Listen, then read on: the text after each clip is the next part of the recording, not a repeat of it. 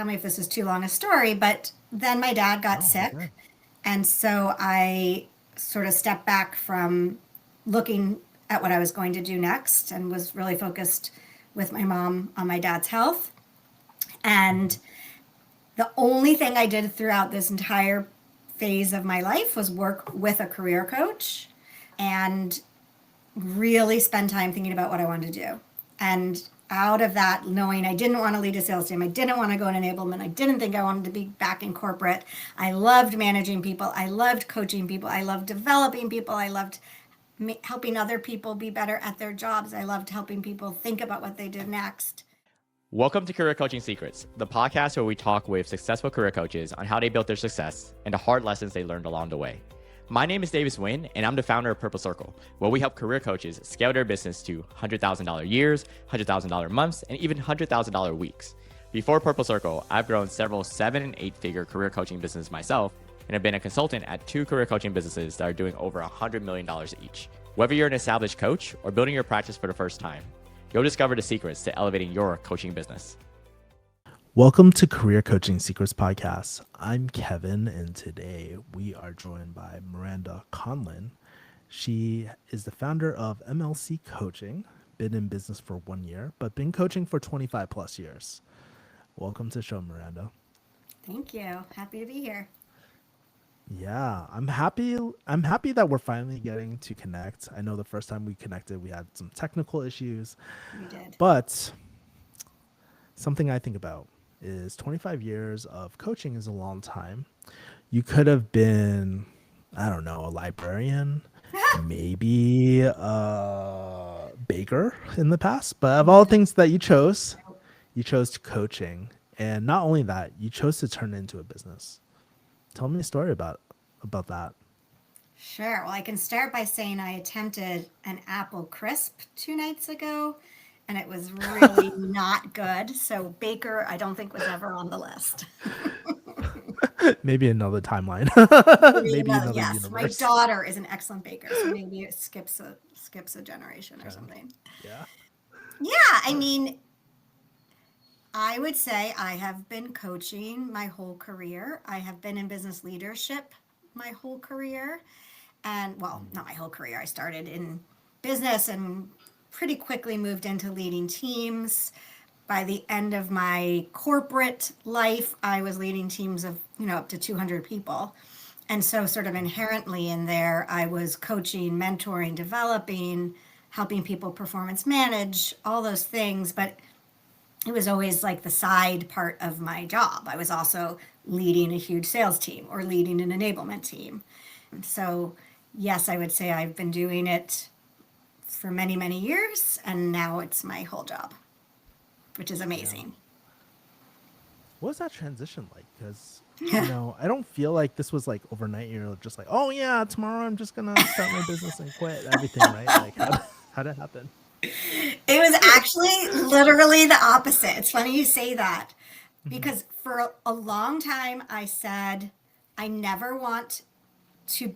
always want to have a boss. Like that was sort of what I said. I always want there to be somebody above me making the final call.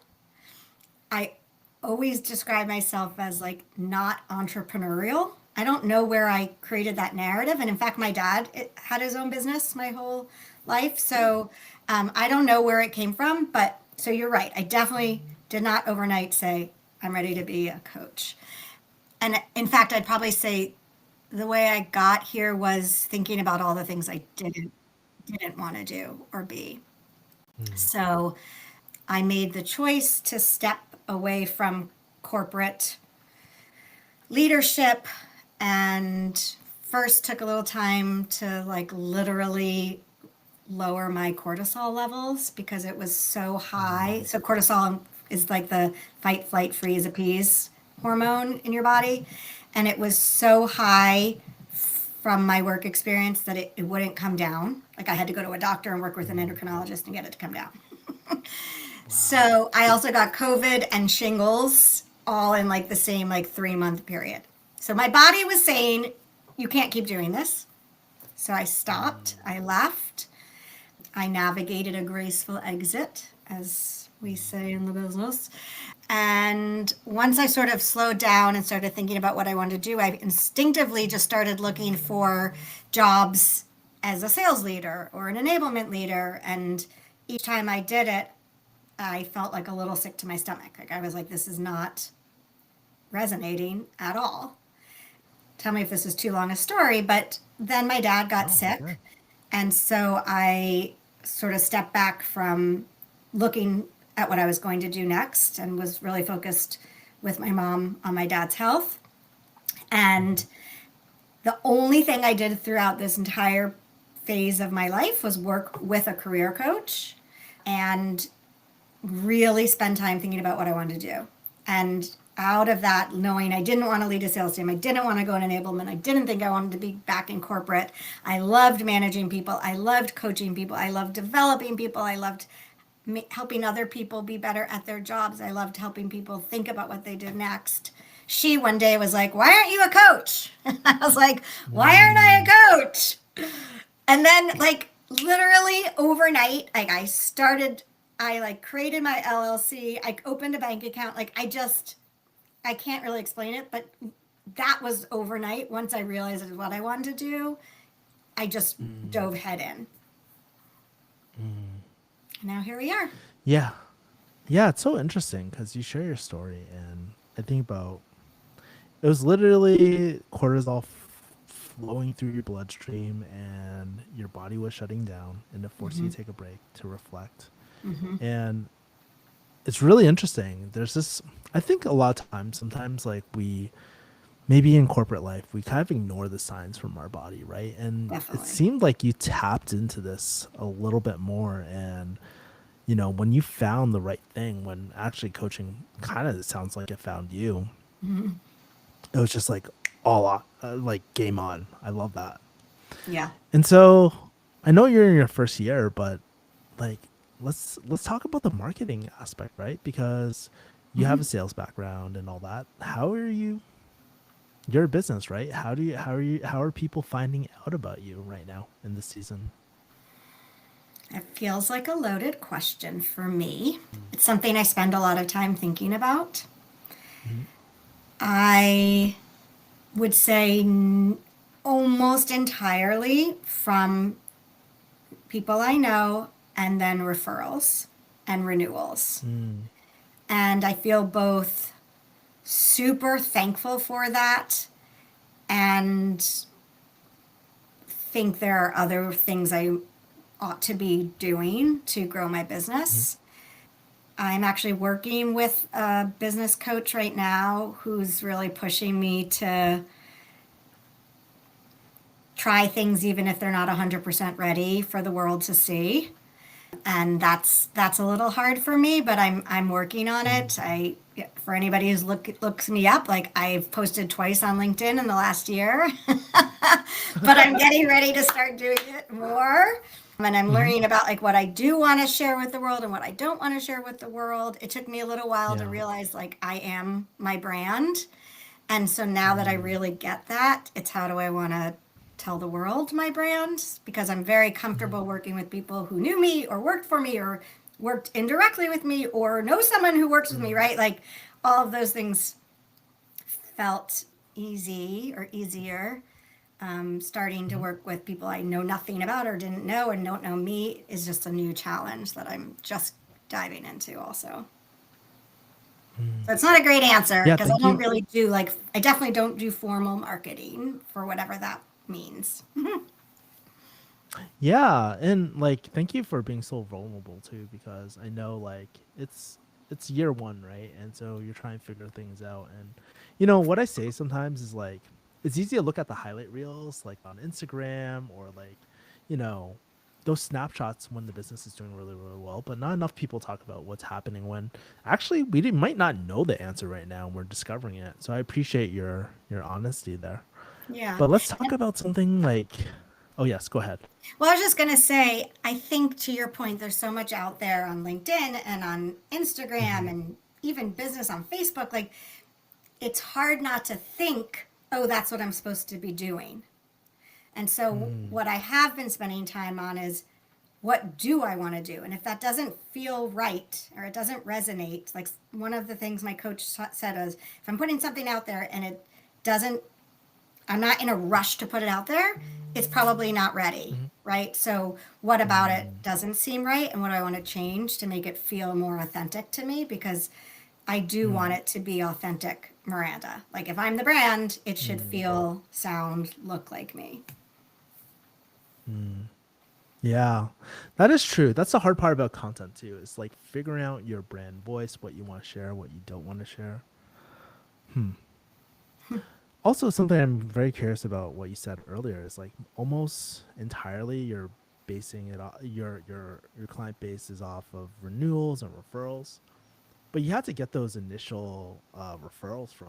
Can you tell me a story about like how you got your first few initial clients? I literally made a list of everyone I knew through any phase of my business career whose cell phone I had. Because I felt like if I knew them well enough to have their cell phone number, I knew them well enough to text them.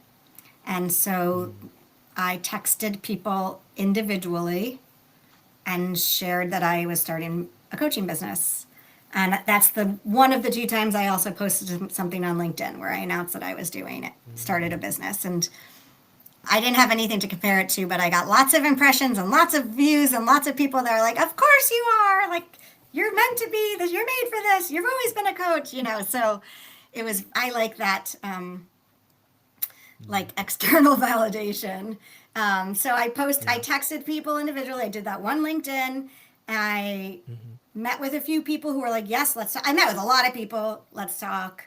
I got a couple of clients of people who I had known. My first client, I did a 4-session package and quickly realized Yeah. 4 isn't enough. It's not nearly enough. But so I've been learning and growing, and then I got one corporate client, which was amazing, which then gave me access to coach people within the company. And I've loved doing that. So now I've been, expanding not just to people I know personally to work with them, but also talking to them about their businesses, like where they work and trying to get inroads there.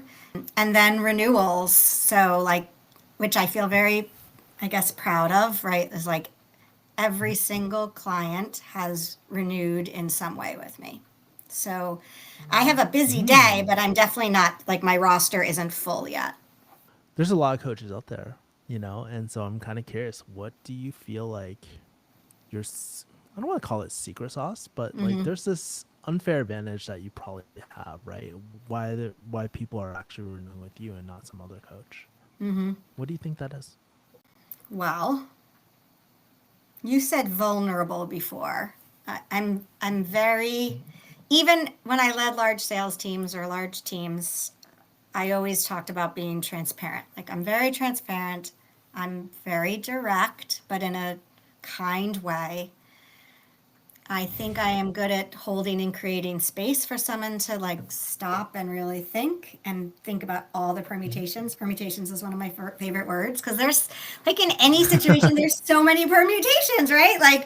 And a lot of times people are like, no, I could never do that. Just the way I was like, I could never be an entrepreneur, but actually I could. And so, and I ask a lot of questions to say why not? What would it look like, right?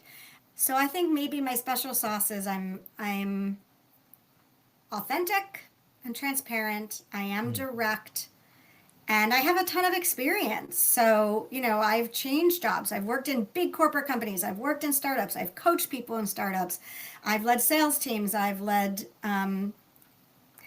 coaching and coaching of reps and salespeople. I've have all this different experience. And so I, can sort of easily tell a story of oh, well, here's something I tried. I've got a ton of experience in compensation and quotas, so I can coach somebody really strategically, but also help them think about how they're going to performance manage someone on their team. So I think I don't know if that's a very long special sauce, which is why I'm not a cook either. But, I think that's what I bring. What's interesting is as I reflect on your journey, you mentioned that you're texting people who are on your phone initially. For the people that did sign up, like with you, and decided to do a coaching engagement with you, any similarities that you're noticing? Like everybody talks about ideal client profile, right? What's yours that you've kind of discovered? I'm laughing because similar to me, like finding out, deciding I wanted to be a coach by thinking about the things I didn't want to, things I didn't want to be, like led me to being realizing what I did, has played a role in me thinking about who I work best with. And it's going to sound really simple, but let me take a step back. One of the things I do when I coach is I work with people on identifying their values and then helping them think about how they're living and applying those values in whatever they do. And it's funny because sometimes when we do the exercise, the person will be like, well, am I thinking about work or life? And I usually kind of laugh and I'm like, well, I think, let's do the exercise and see what happens because your values are your values. And they almost always realize like, oh yeah, it's the same across both of them. It's important Yeah. to me in all those places. But when I first started thinking about my values, which is one of the things I was thinking about when I took some time off, was I really want to work with good humans. Like, I want to enjoy my day. Like, when I worked in companies, I spent more time at work and doing work than at home. So, I'm not sure it's fair to say my ideal client is a good human, but like, that's my number one criteria. I've had one client choose to stop working with me mid package in the last year. And he was by Yeah. far the person I connected with least, right? Like we did not Mm. mesh. And so, it was probably not the right fit. Are you saying this guy was a bad human? No, just kidding. No, okay. In case you're That listening, no, no, I'm no, not saying he was a bad human. Definitely not. We were just so kidding. different, right? We had such different Yeah. approaches to life, such different, Mm. even different values, right? And so when I Mm. think about who I'm going to coach, we don't have to have the same values. That's not what I'm saying at all. Mm. I coach men, I coach women, I coach people older than I am, I coach people younger than I am, I coach people all over the country. I coach my coach that I'm working with is from another country, right? So it's finding people who want to be coached, who are open to trying new things, who are willing to be vulnerable in the same way. People who, one thing I talk a lot about is like the scarcity or the abundance mindset. And it doesn't just mean about money, although people sometimes think that, but I gravitate towards people who can learn and understand the difference and think about it in their lives. You know what? I know we were joking about you being like a baker or something or food and stuff, but it's almost like kind of like the people I like eating with, right? They have a pretty open taste. They're open to new experiences. They're vulnerable to like not liking this or this being really weird and they want to try new things or they want in this case a coaching engagement. So it's pretty funny that you brought up this as well. Okay. Yeah, and So I good would say, human. sorry, I was just gonna say, like people are, No, go ahead. I'm, I would say I've probably been asked 4 times in the last 3 months, or I've been Mhm. told by somebody, I don't really believe in therapy. And I'm like, okay, so first, I'm like, well, we'll come back to that because I'm not sure like that's a thing. I'm not sure that's a thing to not believe in therapy, but coaching and therapy are not the same thing. So let's talk about what coaching really looks like and why I wouldn't describe them as Mm, the same thing and how they're different and things like that. yeah. So yes, like to your point, there has to be some openness, and I'm happy to help someone understand what it will be like and what it won't be like. Mm, yeah. It's kind of interesting because I feel like it's obviously been getting better, but the granularity of the terms that we're using, right? Where like, I think the older gen, they'd be like, yeah, coaching therapy, same thing, but they're very, very, very, very different. Yes. And I'm sure we could deep dive in the differences and all that sort of stuff. But I do want to go back to your story for a second because, Okay. all right, you're interacting with these great humans, right? They're raising their hands. They get a text from you. And they're just like, okay, oh my God, Miranda, how do I work with you, right? And so if you're comfortable sharing, like what do your coaching engagements or offerings look like? Are they mostly like one-on-one coaching? Do you do any group coaching, team trainings? Kind of curious. That's a good question. Currently, it is all one on one coaching. Hmm. I offer packages that start in theory with a 6 session package, although I would say in like the last 6 months, everyone has started with 8 or more. And if they started with 6, we've renewed in some way. And even the people who have done, like I have a couple of clients who have done an 8 session package and then a 12 session package, which is so awesome. And then afterwards, I offer like I've been calling it, I'm not sure it's the perfect word, but like a booster session where they can just check in with me and do 1 session for, a one off, or if they're applying for a job or have a big meeting with their boss or something like that. So typically it's either 8, 12, 16, or 6 months. When I do the 6 months Mm. one, what I've been doing is typically we start weekly and then move to bi-weekly at some point through it. Because at the beginning, there's really something nice about meeting regularly, especially if I don't know them as well or don't know where they are in their career now. With my corporate clients, I don't know them at all. So I'm getting to know them. I'm learning about the things they want to work on. Sometimes I've been given feedback on what their leader wants them to be working on, right? And aligning on things like that. So each each person I work with has a different set of areas of priority. I'm often focusing on like stakeholder management, communication, performance management, and then what I call intentional career exploration. So that could be, do they want to do better at their own job? Do they want to think about another job in the same company? Or do they want to think about going someplace else? And that could be somebody who is working or isn't. In fact, most of my clients are working, but thinking about what's next. And I haven't done group coaching, although I'm very intrigued by it. I think it could be really interesting because I love being in a group coaching environment. Like, I really thrive on the group and hearing other people and like people nodding and feeling like I'm not alone. So it's something I'm very interested in trying. I have not done it yet. And it's all Mm. always virtual. So I have people literally all over the country currently. I don't have people outside of the country, but in all of my jobs for the last many, many years, I managed people globally, and I love that experience. I love focusing on and understanding different cultures and environments and languages. I actually speak French and Spanish pretty well, and I love to practice it. Oh, So, really?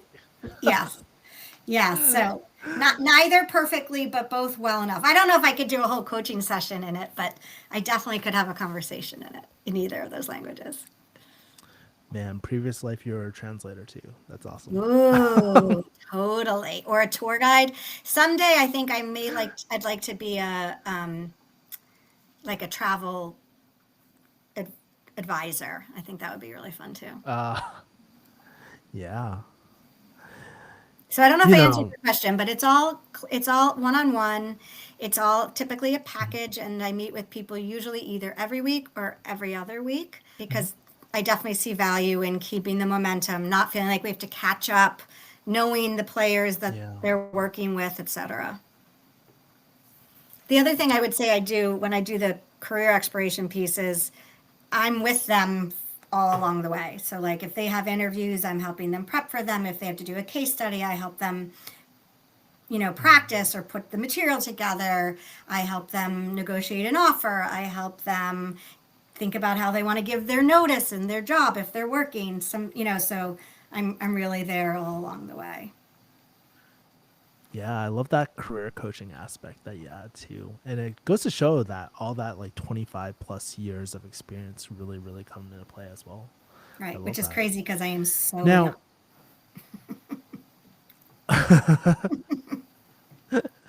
I know better not to ask how old you are on this podcast as well. Yes, So, yes, I'm over 21.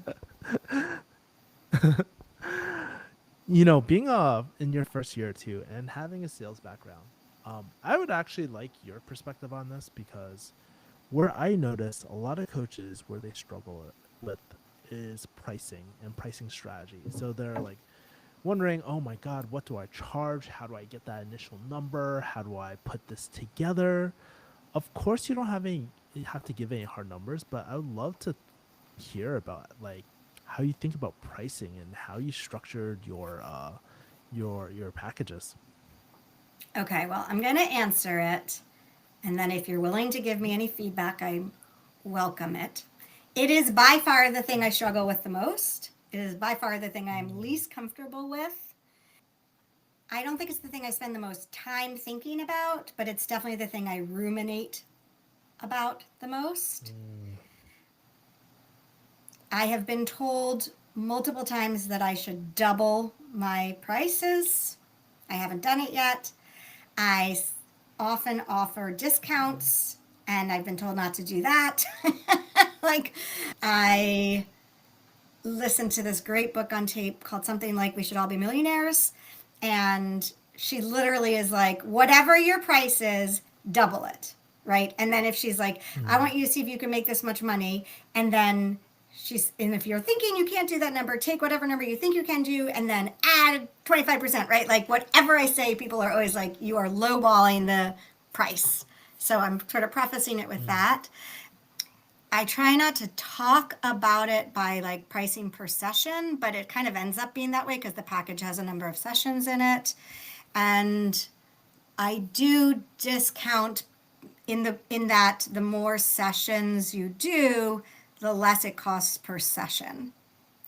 And so I don't know if any of these things are best practice. It's I've worked really hard. Somebody once told me that if you were to go in to buy a Mercedes, which I probably wouldn't, but if one were to go in and buy a Mercedes, and whether a 50-year-old man walks in or a 18-year-old college girl walks in, the Mercedes Yeah. costs the same, right? And so you're not going to change the price based on who walks in. And so I try really hard to remember that, but it's really hard for me. Please give me feedback. Yeah. I think based off what you're saying, like it's very, very normal what you're going through. This is honestly so the reason I'll tell you why I talk about this on this podcast. It's because it's on everybody's mind. Money's a bit taboo, right? So no one ever talks about it. But I think it's one of the most important things because pricing determines how much profit you make. Pricing determines the type of clientele that you bring in, whether they're good humans or not, right? It's like it determines so many different things, even your workload too, right? I Like know. I think all those things come into play. And I've heard so many different pricing models, right? Like both through the podcast, but also through my experience too. Like, some people base it off of their own resources. So that's when you hear things like, oh, price it hourly, which I would never recommend. Price it through packages, right? But then there's the other side of the spectrum of like charge your know your value, which is very I big, by know. the way. I hate that. It's like one of the like things I hate. But like there's something about like value based and learning how to have those value based conversations, like being able to quantify it, like hey, Yeah. it sounds like you're really struggling with, I don't know, sales or whatever, right? Yeah. If we were to fix this bottleneck, what would Yeah. that mean to you? What Totally. would that look financially, right? So Yeah. there's so many different Yes, I, ways. I I believe mean, firmly that there's an ROI, like a really strong ROI from working with me. And I talk about that, yeah. whether it's, like you said, like, removing the bottleneck or helping them find another job or helping them get Mm, promoted or helping them have a better work life balance. So they're working fewer hours, right? Like all those things I mhm, see come to fruition. And mhm, I also know I got paid so much more when I was in corporate than I'm making now, right? And so I yeah. I agree with you on the like what's your value, but I'm clearly undervaluing myself with my pricing Mhm, currently, or there's like some evidence that would suggest that. And so that's something I'm mm, focusing on for myself, because I hope this is Yeah. my job for the rest of my life. Like, I hope this is what I do from here on out. Yeah, I'm happy to have a deeper conversation with you offline too. But like, I always think about the classic Peter Drucker quote: "Profit is derived from risk, and whoever's taking more risk gets to profit more." So, for example, that example that you gave about, you discount your prices per session if they buy a longer duration of time, right? In that case, you're de-risking the volatility of your business, and you're collecting more MRR. So it does make sense or sorry, monthly recurring revenue Yeah, yeah. through a subscription, which actually favors you. And so I'm like, oh yeah, that's perfect. Maybe it makes sense to do that in that case, right? I've spoken to some people on this podcast. They did it for equity of a company. Now that was super risky, but one of the guests ended up doing like his company ended up doing all the coaching arrangements for Tesla, Hyperloop, and SpaceX when they were brand new, and we all know what happened with that. So he took a huge I risk. He haven't heard of deserves to that profit company. more. Yeah, yeah, no, yeah. I've never heard of Tesla or SpaceX or anything like that. Crazy, right? But it's really, really interesting, and yeah, I just want to let you know you're in the right direction too for pricing. So Thanks. what kind of like if you're thinking about pricing models based off what we talked about in the short amount of time, what is a pricing model that you kind of want to like explore in the future? Are there any types of pricing models that come to mind? Well, it's interesting. You said subscription. I'm not sure that's me. I do think group coaching would create a different type of pricing model, which could be interesting. Both would more people do it, and then I could be coaching more people at once. So that's very interesting to me from both a time and cost perspective. And then what I've started to do, which is new, is it used to be the people I was working with really were on like a pretty recurring meeting with me, right? Like every week or every 2 weeks at the same time. And for those people who have finished a package like that, I'm offering more of like, okay, you buy 8 sessions and you use them when you want, right? So kind of like the booster I was talking about, but a package of them so that they can say like, okay, I want you with me for the next 3 weeks or the next 6 weeks as I go through this big head of people interview at this big company and I want you there all along the way, right? So that's something new that I'm trying. Yeah. My prediction, what's going to happen is you're going to probably experiment with a lot of different pricing models, and you'll see Yes. Yes. what resonates with the good humans most likely. Yes, So, my best yeah, friend is how a exciting. coach. She coaches only women physicians, and she tells me all the time, you have to try 100 things, right? You're going to try 100 things for everything you do, right? Like what your website looks like, what you offer, what you price, how you price it, right? And you have to be willing to fail 97% of the time, right? Or maybe not fail, but she always says you're either winning or learning. So Collect- I say that to myself all the collecting time. data points. What's that? I said it feels like you're collecting data points. Yeah. Yes, Yeah. I'm either winning or Yeah. learning, or both. Yeah. Yeah. And the last thing before we move on to, I think a lot about the type of people that we want to help as well.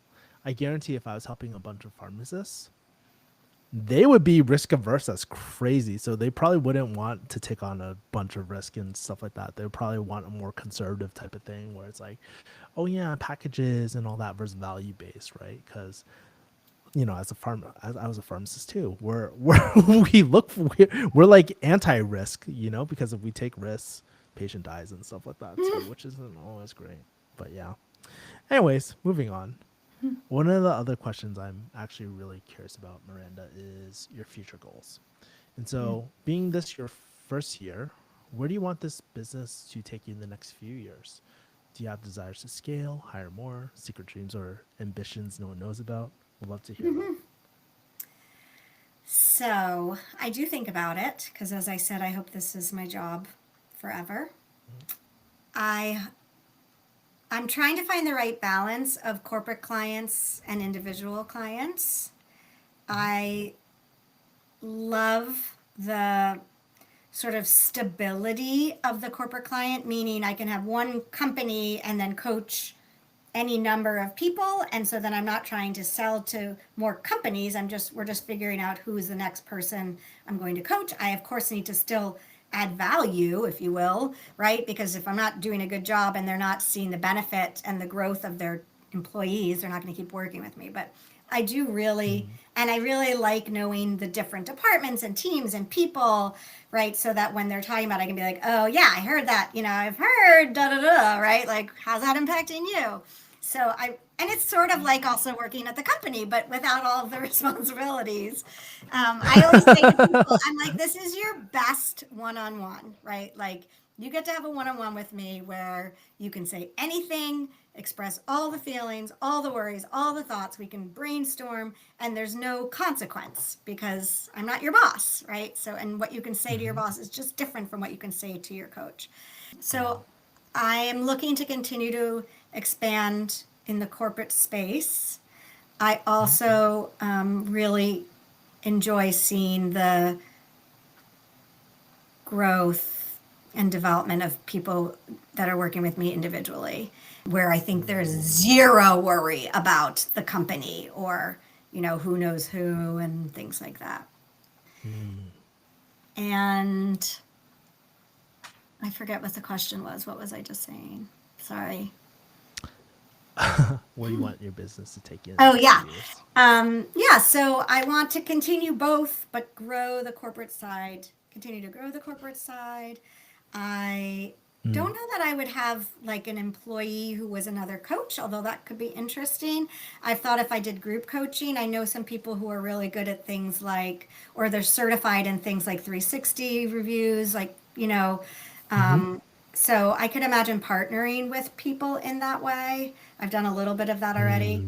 I always kind of joked that like when I get a certain number of clients, I'm going to get a virtual EA, like an executive admin who will do some of the more like tactical work and logistical work. But so far, I love doing that. Like every time I bill a client or send an invoice, I feel so happy. So, but that could be down the road when my day is so busy. I need somebody else to send the invoice. That will be a good day to celebrate. Beautiful. One of the other questions I have too, we talked about this and you shared a few already, but also in your current season of business right now, what are just some growing pains that you're experiencing? Is there anything that was kind of like unexpected, I guess? I mean, it's all been unexpected. I feel like all I've done this call is talk about the pains. To be clear, I love it. I love what I'm doing. I love everything about it, even the pain points.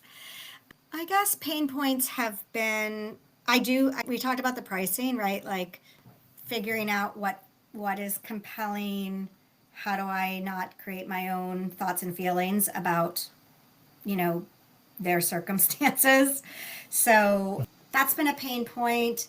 I think you said something funny. I can't remember what you said about the LinkedIn piece, but I know I need to be out there more. I want to be out there more. I joke that I don't want to have the LinkedIn post that's like, blah, blah, blah. Like when I read someone's like, I got up at 5 this morning to da da da da, and this is how I blah blah blah blah, and I just am like blah blah blah. So I think a lot about like what I want to tell people about what I'm doing and how do I want to verbalize it. And I'm even thinking about this, like we're gonna go back and listen to this, and I'm gonna have a million thoughts about what I did say and didn't say and how I articulated it. So my pain points are really trying to be really intentional in my business, and for example, like I use a tool for my contracts. I use a tool for my invoicing. Like I've been very intentional about trying to set it up for long-term success, because people are like, you could just do that in a spreadsheet. I don't want to do that. Like I want it real. I want it serious. I want it repeatable. I want to iterate and improve, but not, redo it every time. So I don't know if those are pain points, but they're things that took some time to get in place. But now I can send a contract in, 5 minutes, which feels amazing. Yeah. It's beautiful. I love hearing like the early startup days too. It's like pretty amazing, and it's also really grounding too because there's certain because when you're starting again year one, right? There's a lot of fundamentals that you have to do, but as someone, it's really refreshing too because it makes me reflect. Oh, what fundamentals am I totally like overlooking as well? So it's really really interesting. Did you come up with one? I'm not gonna lie, like you were talking about the invoice stuff, and I hate like it's funny. That's the one part. Like it's all the admin stuff. But Yeah. luckily I have a VA and stuff, Yeah. like executive EA. So Yeah. she helps me out so much. Finding Good. a really good EA, finding a good social media manager, game changing.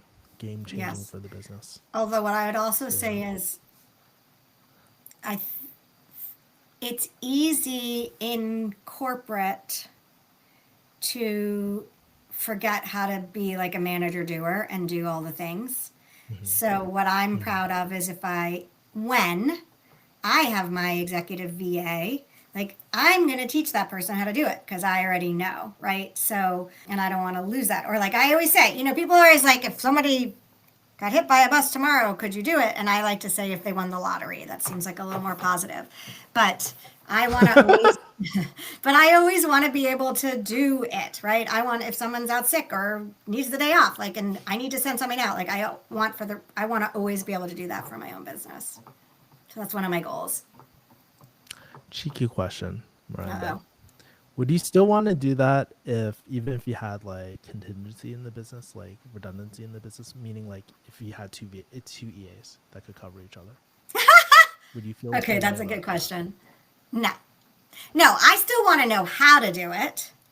But no, that's a great point. I mean, one of the things I talk about this with people I coach when we're talking about work life balance.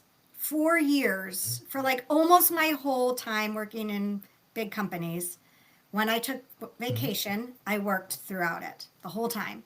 Or if I got a Mm, call or if I need to jump on a meeting, and I always rationalized it as well, like, because I can be on this nice vacation because of my job, right? That was my mindset. yeah. And the summer of 2023, I took time off because of things going on in my personal life with my family, and I didn't work during vacation.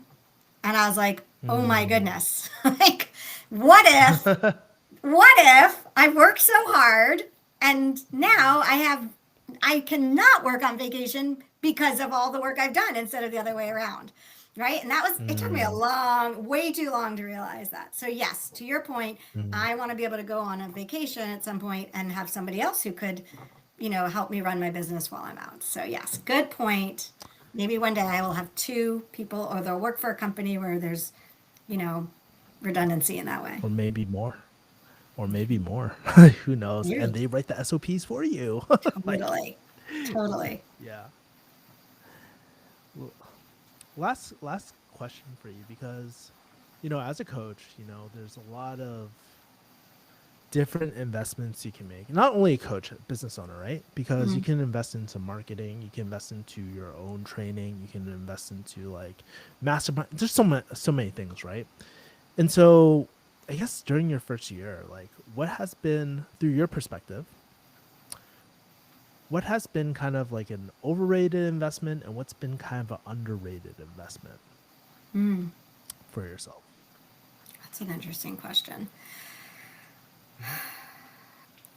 Well, I'm not sure I would describe it as either, but I Mm-hmm. have, in fact, two coaches, one of whom I've been working with since April, and one of whom I've only been working with for the last couple months. And both of them have been invaluable, like worth every penny. Um, I'll be like, I can't believe we only have two more sessions. When can can we renew? And that's what I want my clients to think about. I want them to be like, I need, what? There's only two more. How do we get more?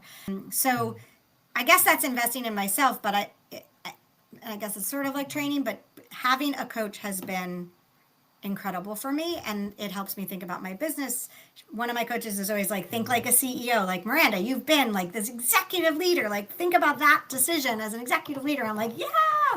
I put on my CEO hat, and then the other coach that I'm working with now is helping me think about marketing and social media and some of those things. So that has been, irreplaceable. I don't know the right word. Overrated. Not sure I have found any of it overrated. I think networking is so important no matter what. I'm not sure there's ever enough time to network enough. So that might be something I would say is, sort of an area of opportunity. Last question for you, Miranda. Okay. Hardest one of the day. Oh, no. How can people find you and connect with you? I hope that's not the hardest one. I have a website called mirandaconlon.com. I have an email. Is this what you mean? Is it okay I'm sharing this here? Yes, yeah. Okay. This is what I mean. This is your time. Great. Hello, everyone. My email is mirandaconlon.com. I have a Calendly link on LinkedIn where you can book time with me for a complimentary clarity call where we can, get to know each other a little bit and see whether it might make sense to work together. I really like to try to understand when I first connect with someone, what is the biggest issue, pain point, problem you're trying to think about, and what are ways that I could help. I do think I have experience in the world and in business and being a working mom and being a working parent and choosing to leave corporate and, all the things. And I really love supporting people in that journey and helping them, hold the space to be intentional with it. So I would welcome people who would like to connect with me and learn more. Miranda, as I'm looking through my notes, there's a few things that really kind of pop out at me. I'll limit it to 3, but one of the first things that sticks out to me is the identity change, right? Where you're like, oh yeah, I always wanted a boss and all that, and now you're in just a few short years, or just this last year, you shifted that identity, which is really inspiring. Because I'm sure a lot of people listening to this, maybe they're probably at their job, maybe they dabbled in coaching, but it just feels so impossible. So it's really cool seeing you make that transition. The second thing is too, earlier in the podcast, you're just like, oh, I figured out what I didn't want. And there's a power in the anti-vision too, to understand what we're running away from. And I love that you mentioned that on this podcast. And the final thing, I think what really stands out about me is you leading through vulnerability, right? It's like you kind of being like, oh man, like I know I need to do LinkedIn. I know my pricing's kind of, I don't feel too good about it, but you still putting in the reps and continue to chug on. So I love that.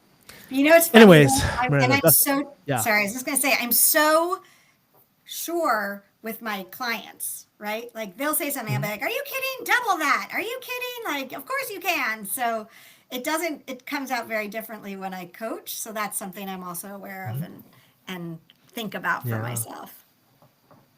Yeah. Yeah. Anyways, what I was going to say, that's my really long-winded way of saying hey, I appreciate your work. Your work matters. And thank you for just sharing your time, your stories, and just wisdom that you've gained throughout your 1 year of coaching, the coaching business on this podcast today. So thank you so much, Miranda. Thank you. Thanks for having me. Yeah, it's my pleasure. That's it for this episode of Career Coaching Secrets. If you enjoyed this conversation, you can subscribe on YouTube, Spotify, Apple Podcasts, or wherever you're listening to this episode to catch future episodes. This podcast was brought to you by Purple Circle, where we help career coaches scale their business to $100,000 years, $100,000 months, or even $100,000 weeks, all without burning out and making sure that you're making the impact and having the life that you want. To learn more about our community and how we can help you, visit joinpurplecircle.com.